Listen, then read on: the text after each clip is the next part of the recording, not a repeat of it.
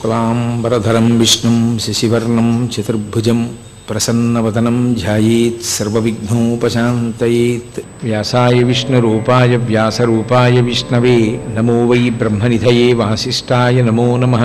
విమలపటి కమలకుటి పుస్తకరుద్రాక్షసస్తహస్తపుటి కామాక్షి పక్ష్మలాక్షి.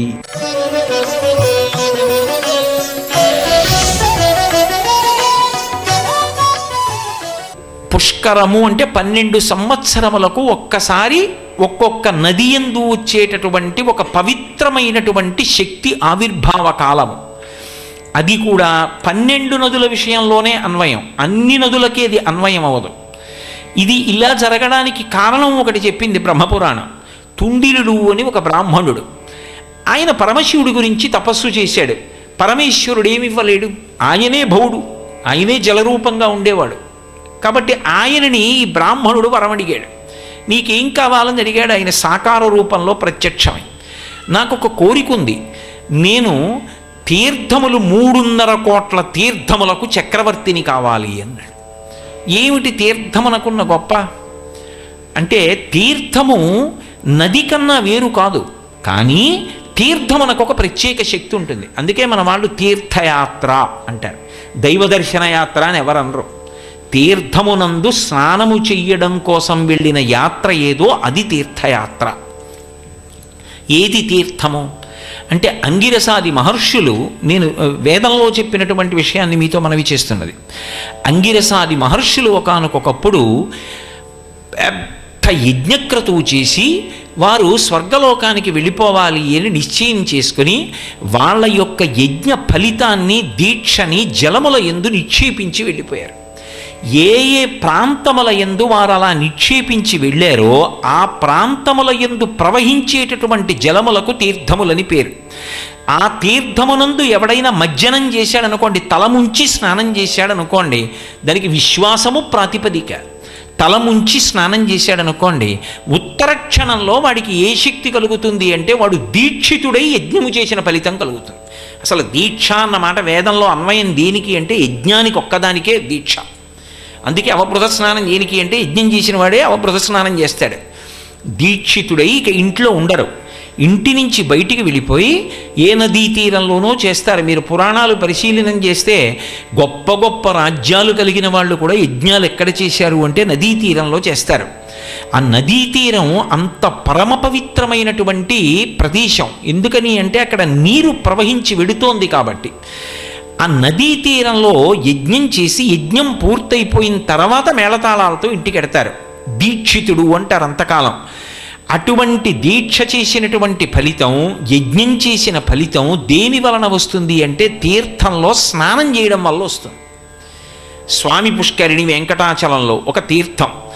అసలు వెంకటాచలం వెళ్ళిన వాడు చేయవలసిన మొదటి పని ఏమిటి అంటే, పుష్కరిణి స్నానం చేయాలి, తీర్థ స్నానం చేయాలి.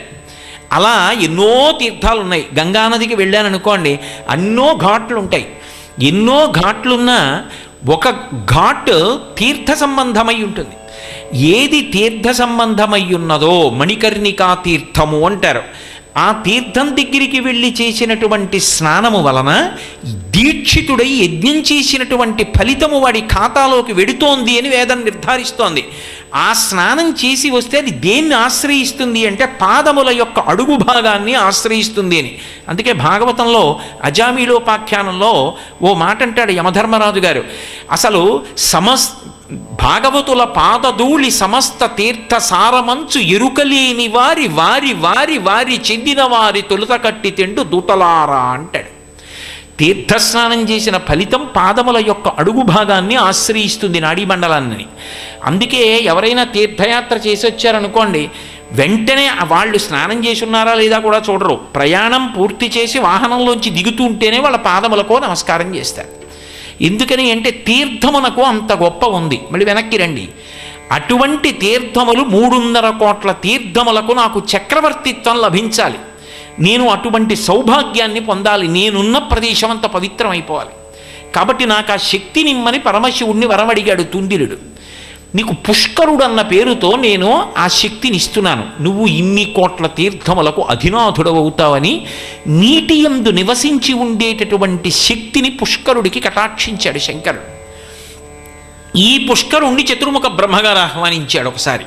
నేను సృష్టి కార్యం చెయ్యాలి, నా కమండలానికి, నా కమండలంలో ఉన్న జలానికి ఒక గొప్ప శక్తి ఉంటుంది. ఎందుకంటే అందుకే వేదం ఒక చమత్కారమైన మాట అంది, రాక్షసఘ్నము అంటే రాక్షసుల్ని చంపేదేది అంటే నీరే అంది. ఎందుకు చంపేస్తుంది అంటే ఆ నీరు తీసి మంత్రాన్ని ఒక్కసారి జపించి ఆ నీరు చల్లాడనుకోండి, అవతలవాడు ఏదైనా అయిపోతాడు. అలా మీకు పురాణంలో ఎంతమంది కనపడలేదు? మంత్రశక్తి నీటిలోకి వెళ్ళి ఆ నీరు అవతలవాడిని పడగొట్టగలిగిన బ్రహ్మాస్త్రంగా మారుతుంది. అంత గొప్పది. ఇక సృష్టి చెయ్యవలసిన నా కమండలంలో ఉండే జలాలు ఎంత శక్తివంతములు కావాలి? కాబట్టి నువ్వు వచ్చి నా కమండలంలో కూర్చోమన్నాడు పుష్కరుణ్ణి బ్రహ్మగారు. పుష్కరుడు పరమ సంతోషంగా బ్రహ్మగారి కమండలంలోకి ప్రవేశించడం కన్నా నాకు అదృష్టం ఏమిటని బ్రహ్మకమండలంలో కూర్చున్నాడు. ఆ కమండల జలాలతో ఒకప్పుడు శ్రీ మహావిష్ణువు యొక్క పాదములు కడిగాడు బ్రహ్మగారు. ఇప్పుడు అంటే వామనమూర్తి ఘట్టంలో వామనమూర్తి ఇంతంతై వటుడింతయై మరియుతానింతయ్య భోవీధిపై అంతై తోజిత మండలగ్రమణ కల్లంతై ప్రభారాశిపై అంతై చంద్రునకంతయై ధ్రువునిపై అంతై మహర్వాటిపై అంతై సత్యపదోన్నతుండగుచ బ్రహ్మాండాంత సంబద్ధి అని పెరిగిపోతున్నప్పుడు తనై పుట్టిల్లిద పొమ్మటంచును అజుడున్ తన్నాభిపంకేరుహంబు నిరీక్షించి నటించి ఉన్నత పదంబున్ గాంచి తత్పాదచేచనముంచేస కమండలూదకములం చల్లించి తత్తోయముల్ వినివీధిన్ ప్రవహించదేవనదిగా విశ్వాత్మ కీర్తి ప్రభన్. బ్రహ్మగారు శ్రీ మహావిష్ణువు యొక్క పాదం పైకొస్తుంటే కమండలంలో నీళ్లు చేతిలో పోసుకుని నారాయణుడి పాదములు కడిగితే ఆ కమండలంలో ఉన్న నీటి శక్తి అటువంటిది ఆకాశగంగగా ప్రవహించింది అని భాగవతం. అయినప్పుడు ఆ కమండలంలో ఉన్న జలములకు అంత శక్తి కలిగింది. పుష్కరుడికి చతుర్ముఖ బ్రహ్మగారి యొక్క కమండలంలో ఉన్న జలముల యందు కూర్చోవడంలో అనురక్తి. ఎందుకని ఆయన పరమేష్ఠి, సృష్టికర్త. సృష్టికర్త అంటే ఒక గౌరవం ఉంటుంది. ఎందుకని? ఆయన ఈ లోకములను సృజించినవాడు. మా నాన్నగారు నేను ఉన్నామనుకోండి, ఇంటికి పట్టుకొచ్చిన వాడు శుభలేఖ ఎవరి పేరు మీద రాస్తాడు? నా పేరు మీద రాయకూడదు, మా నాన్నగారి పేరు మీద రాయాలి. ఒకవేళ మా నాన్నగారు ఇంట్లో ఉన్నా లేకపోయినా, వారు ఎక్కడికన్నా తీర్థయాత్రకు వెళ్ళినా వారి పేరు మీద రాసి నాకు ఇచ్చి, బాబు మీ నాన్నగారితో కలిసి మీ అందరూ రెండని పిలవాలి. అంతేగాని మీరు రెండని మా నాన్నగారి పేరు ఎత్తలేదనుకోండి, నేను వాడి ఇంటికి పెళ్ళికెళ్ళను కాదు. గౌరవం ఎవరికి? ఇంటి యజమానికి. ఆయన పేరు చెప్తే చాలు, ఇంట్లో ఉన్న కుక్క పిల్ల పేరు కూడా చెప్పక్కర్లేదు గుడికెడితే. ఇంటి యజమాని పేరు చెప్పి ఆయన యొక్క ధర్మపత్ని సమేతస్య సకుటుంబస్య సపుత్రకస్య సబాంధవస్య అన్నాను అనుకోండి, ఆయన కుటుంబం, ఆయన బంధువులు అందులోకి వచ్చారు. అంతేకాని మళ్ళీ ఒక్క లిల్లీ పువ్వు గులాబ్ పువ్వు పెట్టిన పేర్లన్నీ గుడిలోకి వెళ్ళి చెప్పి అర్చకుడితో చెప్పించి వెనకవాడి సమయం పాడు చేయకూడదు. శాస్త్రం ఎలా చెప్పిందో అలా చేస్తే చాలు. కాబట్టి ఇప్పుడు ఒక్క యజమాని తన కుటుంబం అంతటికీ కూడా అధినాయకుడై ఉన్నాడు, అంత గౌరవం ఉంది. మరి ఈ సమస్త బ్రహ్మాండములకు సృష్టికర్త అయినటువంటి బ్రహ్మగారికి ఎంత గౌరవం ఇవ్వాలి? తండ్రికి గౌరవం ఇవ్వలేదనుకోండి, లోకం ఏముంటుంది? ఏమి చమట కొడుకురా, తన తండ్రికే తాను గౌరవం ఇవ్వడు అంటుంది. అయ్యా మీ నాన్నగారు మిమ్మల్ని ఒక్కసారి కలవమన్నారండి, ఈ ఉపకారం చేసి పెడతాడో, మా అబ్బాయి దగ్గరికి వెళ్ళి అన్నారండి, వచ్చాను. మా నాన్నగారు చెప్తారండి, మీరు ఎలా నమ్మారు అన్నాడు అనుకోండి, ఎవరి గౌరవం పోయింది? తండ్రి గౌరవం పోయింది అని మీరు అనుకుంటున్నారు. అసలు ఆ కొడుకుని నమ్మరు ఎవరు. ఇంకా ఓ మా నాన్నగారు చెప్పారా, తప్పకుండా నేను పరిశీలిస్తాను, తప్పకుండా నేను మీకు ఉపకారం చేయడానికే చూస్తాను అని చేసి, నాన్నగారంటే అలా అస్తమానం పంపించకండి నాన్నగారు, అంతమందికి చేయడం నా వల్ల సాధ్యమా అని తండ్రికి గోప్యంగా చెప్పుకోవాలి. అంతేగాని మా నాన్నగారు అలాగే చెప్తారు మీరు ఎలా వచ్చారన్నవాడు కొడుకు ఎందుకు అవుతాడు? తండ్రి గౌరవం నిలబెట్టడం కొడుకు కర్తవ్యం. అయినప్పుడు చతుర్ముఖ బ్రహ్మగారి గౌరవం అంటే అది ఎంత గొప్ప గౌరవం అయి ఉంటుంది. అందుకే మీరు చూడండి, లోకంలో ఎప్పుడైనా సరే మీరు పురాణాలని పరిశీలిస్తే ఏదైనా ఉపద్రవం వస్తే ముందు బ్రహ్మగారి దగ్గరికి వెడతారు. తపస్సు చేస్తే బ్రహ్మగారి దగ్గరికి వెడతారు. ఇలాంటి దిక్కుమాలిన వరాలన్నీ ఇచ్చి నా ప్రాణాలు తినేస్తున్నావని శ్రీ మహావిష్ణువు ఎప్పుడు అనరు. ఆయనకు గౌరవం ఉంటుంది, సృష్టికర్త. అటువంటి పదవిలో ఉంటాడు బ్రహ్మగారంటే. ఆయన కమండలంలో ఉన్నటువంటి జలములను ఆశ్రయించి ఉండడం పుష్కరుడికి ఒక హోదా, అదొక సంతోషకారకం. అటువంటి సృష్టికర్త కమండలంలో ఉండడం కాబట్టి పుష్కరుడు దాన్ని ఆశ్రయించి సంతోషంగా ఉన్నాడు. కానీ ఒకప్పుడు బృహస్పతి తపస్సు చేశాడు పరమేశ్వరుడి గురించి. ప్రత్యక్షం అయ్యాడు పరమేష్ఠి, ఏం కావాలన్నాడు. నేను 12 సంవత్సరములకు ఒక్కసారి ఒక్కొక్క నదిలోకి ప్రవేశిస్తూ ఉంటాను. బృహస్పతి గ్రహం ప్రవేశిస్తుంది నీటిలోకి లోకాల్ని అనుగ్రహించడానికి. అలా నేను ప్రవేశించేటప్పుడు నాతో పాటు పుష్కరుడు కూడా వస్తే బాగుంటుంది. ఎందుకంటే ఆయన ఇన్ని కోట్ల తీర్థములకు చక్రవర్తి కదూ, ఆయన కూడా నాతో వస్తే లోకములకు మహోపకారం జరుగుతుంది. అది ఈ జాతి గొప్పతనం ఎక్కడుందంటే మన వలన ఎంతమందికి ఉపకారం జరుగుతుంది అని ఆలోచిస్తారు. నేనే కాదు, అసలు గురుగ్రహమే విశేషమైనటువంటి అనుగ్రహప్రదాత. అందుకే జ్యోతిష్శాస్త్రం తెలిసిన వాళ్ళు మాట చెప్తుంటారు, మిగిలిన గ్రహములు ఎలా ఉన్నా పర్వాలేదండి, గురుగ్రహం బాగుంటే చాలు. గురుగ్రహం బాగులేదు ప్రమాద సంకేతం, అదొక్కటి సరిగ్గా ఉంటే కాపాడుకుంటుంది. అటువంటి గురుగ్రహానికి బలాన్ని ఇవ్వగలిగినటువంటి స్తోత్రం చేసిన ఘనత ఒక్క శంకర భగవత్పాదులకే చెల్లింది.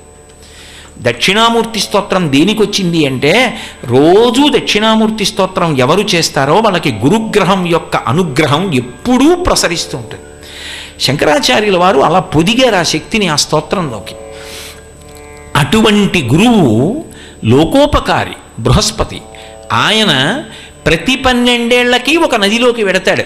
వెడుతున్నప్పుడు నాతో పాటు పుష్కరుణ్ణి కూడా పంపమని అడిగాడు. అడిగితే బ్రహ్మగారు అన్నాడు, తప్పకుండా. ఓయ్ పుష్కర, మంచి మాట కోసం అడిగాడు కదూ దేవగురువు, ఆయనతో పాటు వెళ్ళి ఆయన ఏ నదిలో ప్రవేశిస్తాడో ఆ నదికి వెడుతుండు. అంటే పుష్కరుడు అన్నాడు, నాకు ఇష్టం లేదు. నాకు అలా బృహస్పతితో కలిసి ఆయన నది మారినప్పుడల్లా నేను ఇంకొక నదిలోకి వెడుతూ ఉండడం కన్నా నీ కమండలంలో ఉండడమే నాకు సంతోషం. అందుకని నన్ను వెళ్ళమని నిగ్రహించకు, నేను నీ కమండలంలోనే ఉంటానన్నాడు. బృహస్పతి అన్నాడు, కాదు, లోకానికి మహోపకారం జరగాలి అంటే నాతో పాటు పుష్కరుడు రావాలి, అందుకని పుష్కరుణ్ణి పంపించవలసింది. బ్రహ్మగారు ఆలోచించాడు. 4 ముఖాల మీద 4 చేతులు వేసుకుని కాసేపు ఆలోచించి దీనికి ఏదో పరిష్కారం చెయ్యాలి కదా. ఆయన అన్నాడు, సరే, ఆది పుష్కరములు అంటారు. అంటే ఒక నదికి పుష్కరం ప్రారంభమైతే మొట్టమొదటి 12 రోజులు నీతో పాటు నేను కూడా వచ్చేస్తాను. నేను వచ్చేస్తే కమండలం పట్టుకుని నాతో పుష్కరుడు వచ్చేస్తాడు. బ్రహ్మగారు బయలుదేరి వస్తే 33 కోట్ల మంది దేవతలు వచ్చేస్తారు. బ్రహ్మగారు వచ్చి, పుష్కరుడు వచ్చి, బృహస్పతి వచ్చి, దేవతలు వచ్చి, ఇంతమంది వస్తే ఎక్కడ ఉండాలి? ఆ జలముల యందు ఆవాహన అవుదాం, ఆ నీటి యందు ఉందాం.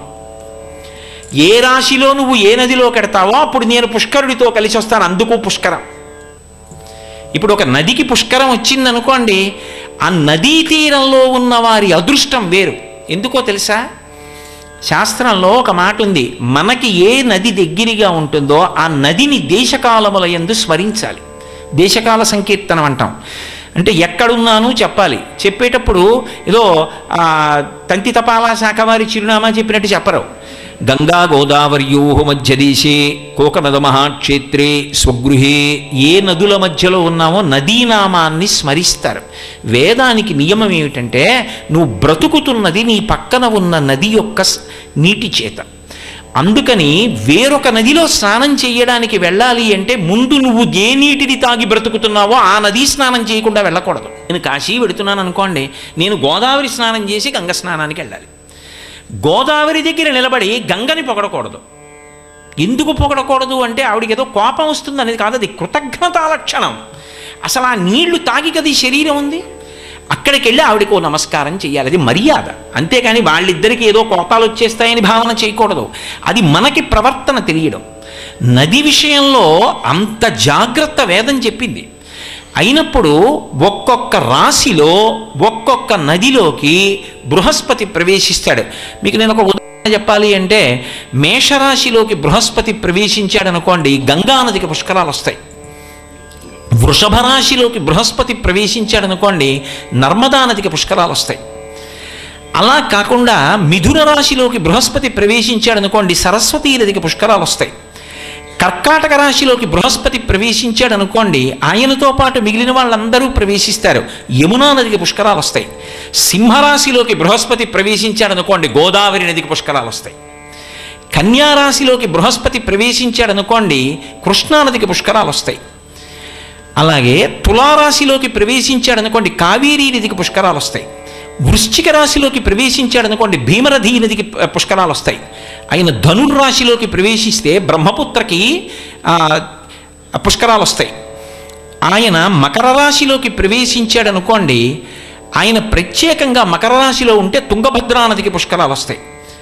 ఆయన కుంభరాశిలోకి ప్రవేశించాడు అనుకోండి, సింధు నదికి పుష్కరాలు వస్తాయి. ఆయన మీనరాశిలోకి ప్రవేశిస్తే ప్రణీతా నదికి పుష్కరాలు వస్తాయి. అది 12 క్రమం. ఇప్పుడు ఆయన ఏ రాశిలోకి వెళ్ళాడో అప్పుడు ఈ నదికి పుష్కరం వస్తుంది. ఇప్పుడు ఆయన అలా ఈ 12 నదులకే వెడతాడు. కుంభమేళా 4 ప్రాంతాలకే జరుగుతుంది. కుంభమేళా జరిగిందనుకోండి, అది వేరు. కుంభమేళా ప్రాంతాన్ని బట్టి ఉంటుంది, నదిని బట్టి కాదు. అది అమృత భాండ స్పర్శ చేత వచ్చింది. అది 2 రాసుల యందు సూర్యచంద్ర గ్రహ సంచారాన్ని బట్టి ఉంటే హరిద్వార్, లేకపోతే ప్రయాగ, తప్పితే ఉజ్జయిన్, లేకపోతే త్రయంబక్. ఈ 4 చోట్లే కుంభమేళా. 5వ చోట కుంభమేళా ఉండదు. కానీ పుష్కరం ఈ 12 నదులకు వస్తుంది. వచ్చినప్పుడు అందుకే 12 సంవత్సరాలకు ఒకసారి వస్తుంది. అది మళ్ళీ రమ్మంటే వచ్చే అవకాశం కాదు. 12 రోజులు ఆది పుష్కరములు అంటారు. ఆ సంవత్సరానికి చివర అంత్య పుష్కరములు 12 రోజులు అంటారు. ఈ 12 ఆ 12 బృహస్పతి గ్రహంతో పాటుగా పుష్కరుడి కోసం వరం ఇచ్చినందుకు చతుర్ముఖ బ్రహ్మగారు, చతుర్ముఖ బ్రహ్మగారితో పాటు సమస్త దేవతల వెనక ఋషిమండలం. ఎందుకంటే బ్రహ్మసభని గురించి వర్ణిస్తారు. బ్రహ్మగారి సభలో ఎవరుంటారు అంటే చాలా చాలా అనుష్ఠానం చేసి ఇంకా అంత బాగా మోక్షం పొందడానికి కావలసినంత స్థితికి వెళ్ళిపోని వాళ్ళని బ్రహ్మసభలోకి ప్రవేశపెడతారు. గృహస్థాశ్రమంలో పుత్రుణ్ణి కని పితృరుణం తీరిపోతే, అదే కదా మృకండ మహర్షి వృత్తాంతంలో వర్ణిస్తారు, బ్రహ్మసభలో కూర్చోబెడతారు వాళ్ళందరినీ. సభాధ్యక్షుడు బ్రహ్మగారు. ఆ బ్రహ్మగారే వెళ్ళిపోయారు అనుకోండి పుష్కరానికి, ఆయనతో పాటు ఋషులందరూ వెళ్ళిపోతారు. ఋషి స్పర్శ, దేవతా స్పర్శ, బ్రహ్మస్పర్శ, బృహస్పతి స్పర్శ, పుష్కర స్పర్శ, ఇంతమందితో నదీ జలములకు తీసుకునే శక్తి ఉంటుంది. అది తీసుకుంటుంది. మీరు చూడండి, ఒక రాగి తీగ ఉందనుకోండి విద్యుత్తుని పుచ్చుకుంటుంది. ఒక కొయ్య ఉందనుకోండి పుచ్చుకోదు విద్యుత్తుని. ఒక్కొక్కటి తీసుకుంటుంది, ఒక్కొక్కటి తీసుకోదు. దేవతల యొక్క శక్తుల్ని, దేవతలకు స్థానాన్ని కల్పించడంలో మొట్టమొదట ఉండేటటువంటిది ఏది అంటే జలం. దానికి ఆ శక్తి ఎక్కడి నుంచి వచ్చింది అంటే శివానుగ్రహం. ఆ అనుగ్రహము మూర్తివంతమైతే అంటే ఒక రూపంగా నిలబడితే అది భవుడు, అది శివుడు. కాబట్టి ఇప్పుడు నదికి పుష్కరం వస్తోంది. పుష్కరాలు వస్తున్నాయి అంటే ఏమండి మీరు ఇలా చెప్తున్నారు కదా, అలా ఉంటుందా? అలా నదికి అధిష్టాన దేవత, నది సంతోషించడం, నదీ జలాల్లోకి ప్రవేశించడం అలా ఉంటాయా? మీరు కించిత్ అనుమానం పెట్టుకోక్కర్లేదు. నదులను ఆశ్రయించి ఎందరో దేవతలు నివాసం చేస్తుంటారు. మీకు ప్రత్యక్షమైన ఉదాహరణ ఒకటి చెప్తాను. ఇప్పటికీ మీరు భద్రాచలం వెడితే, భద్రాచలంలో రామచంద్ర ప్రభువు వెలిసినటువంటి కొండ పక్కనే చిన్న గుట్ట ఉంటుంది. ఆ గుట్ట మీద మనకి యోగానంద లక్ష్మీ నరసింహస్వామి వారని ఉంటారు. ఆయన పక్కన లక్ష్మీదేవి ఉండదు, ఉత్సవమూర్తిలో ఉంటుంది. ఆయన మెడలో బంగారు పతకంలో లక్ష్మీదేవి ఉంటుంది. యోగానంద లక్ష్మీ నరసింహుడు అంటారు. ఆయన ఎక్కడుండేవారో తెలుసా? ఆయన గోదావరి నదిలో ఉండేవాడు. ఎక్కడ? పాపికొండలు అంటున్నాం. శ్రీనాథుడి యొక్క భీమఖండం చదివితే అర్థమవుతుంది. అది పాపికొండలు కావు, అవి పాపిడి కొండలు. ఇలా జుట్టు పాపిడి తీసి అటు ఇటు చల్లినట్టు ఆ కొండల దగ్గరికి వెళ్ళేటప్పటికి గోదావరి ఇలా చీల్తుంది కాబట్టి మధ్యలో ఉన్నదాన్ని పాపిడి కొండ అంటారు. ఆ పాపిడి కొండ దగ్గరికి పడవలు వచ్చేటప్పటికి, పూర్వం భద్రాచలం నుంచి రాజమండ్రి వరకు ఎక్కువగా పడవల మీద వచ్చి వెళ్ళేవారు. అక్కడ దాకా వచ్చేటప్పటికి లోపల నుంచి సింహగర్జన, పెడబొబ్బలు వినపడేవి. పడవలు ఆపేసేవారు. లోపలికి కొబ్బరికాయలు, అరటిపళ్ళు, పసుపు, కుంకం ఇలాంటివి వేసి భగవన్నామని చెప్పేవారు. చెప్పిన తర్వాత కాసేపటికి బొబ్బలు ఆగిపోయేవి. ఆ బొబ్బలు ఆగిపోయిన తర్వాత పడవలు వెళ్ళిపోతుండేవి. దీని మీద చక్రవర్తుల లక్ష్మీ నరసింహ గారని ఆవిడ పుస్తకం కూడా రాశారు మహాతల్లి. అందులో చాలా కాలం అయిపోయిన తర్వాత అనుమానం వచ్చింది, ఏమిటి ఇంతంత బొబ్బలు వినపడతాయి నీటిలో, ఎవరున్నారు అని. పెద్ద పెద్ద వలలు వేసి కొంతమంది అసలు ఏముందో ధైర్యం చేసి పరిశీలిద్దామని వలలు వేసి లాగారు. అందులోంచి పెడబొబ్బలు పెడుతూ వచ్చింది మూర్తి. యోగానంద లక్ష్మీ నరసింహస్వామి. ఆయన ఇప్పటికీ భద్రాచలంలో రామచంద్రమూర్తి పక్కన కొండ మీద ఉన్నారు. అప్పటి నుంచే గోదావరిలో బొబ్బలు అయిపోయి. సర్వం శ్రీ ఉమామహేశ్వర పరబ్రహ్మార్పణమస్తు. స్వస్తి.